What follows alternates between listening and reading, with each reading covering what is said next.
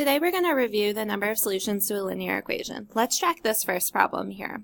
So I'm going to draw that line down to show that whatever I do to one side of the equal sign, I have to do to the other. I'm going to subtract 3x from each side. The point of this is to move all of my x's to one side of the equation and then move all of my constants to the other. When I do this, it zeroes out from this side, and then I do 5 minus 3, and that becomes 2x. I had subtracted 3 because it was a positive 3. If it was negative, I would have been adding. I'm going to pull down this plus 2 because nothing happened to it, and this 4 on the other side.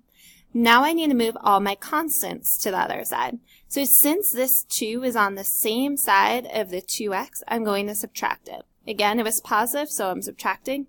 That becomes 0, and on this other side, this is going to become 2. Bring down the 2x. My final step here, there's invisible multiplication happening between 2 and x. The way to undo that is to divide by 2 on both sides, and I get that x equals 1. With this, there was one solution. I got what x equaled. Let's track this next one. So, looks like I have to start by distributing. So I'm going to multiply 5 times x and 5 times that negative 3. So I have 5x plus negative 15 plus 2. And that will equal this other side, which was 5x plus 4. Let's clean things up by combining like terms on this side. So I have 5x, and that becomes plus negative 13, and that equals 5x plus 4. You may already start to see a problem here where I have 5x on both sides, but let's just see what happens. Let's subtract 5x from this side and subtract 5x from this side.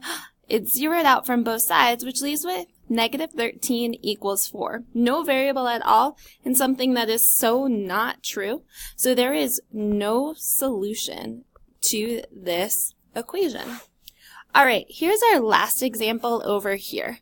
So again, let's clean things up. I see 5x and 1x on this side, so let's add those together because they're like terms.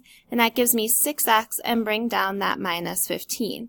On this other side, I had 6x minus 15 as well. So right here, we're starting to see something. This is infinitely many solutions because one side of the equation is exactly the same as the other.